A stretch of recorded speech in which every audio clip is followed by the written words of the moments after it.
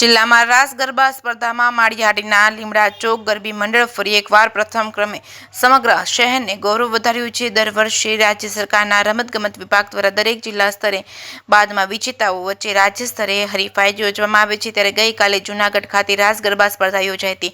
આ સ્પર્ધામાં જૂનાગઢ જિલ્લાની અનેક મંડળીઓ પ્રાચીન રાસ, અર્વાચીન તેમજ પ્રાચીન ગરબાઓની હરીફાઈમાં શહેરની હાટીય ક્ષત્રિય લીમડા ચોક સમગ્ર જિલ્લામાં પ્રથમ ક્રમાંક હાંસલ કર્યો છે। જોકે વર્ષો વર્ષ આ ટીમ પ્રથમ આવતા બીજા ક્રમે હોય અને રાજ્ય કક્ષાએ વિનર થયેલ હોય ત્યારે દેશ વિદેશમાં પોતાની કળા રજૂ કરી શહેરનું નામ રોશન કર્યું છે।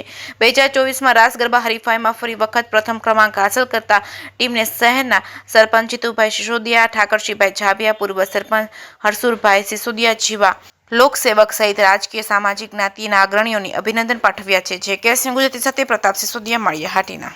જિલ્લા રાસ ગરબા સ્પર્ધામાં જે અમે ભાગ લીધો હતો એમનું પરિણામ જાહેર થયું છે। સૌ પ્રથમ નંબર શ્રી હાટી ક્ષત્રિય લીમડા ચોક દાંડિયા રાસ ગ્રુપ વિજેતા બન્યું, એમનો અમે આનંદ મનાવ્યો।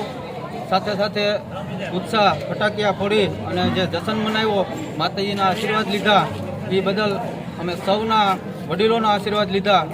સાથે રાજ્યના સ્ટેજ ઉપર આગળ અમે જવાના છીએ, જે આમંત્રણ મળશે તો અમે એમાં પણ વિજેતા બનીએ, માતાજીની પ્રાર્થના કરીએ કે અમે સૌ પ્રથમ નંબર લઈ આવીએ, માળિયાહાટીનાનું નહીં જૂનાગઢ જિલ્લાનું ગૌરવ વધારીએ એવી આશા સાથે વાત કરું।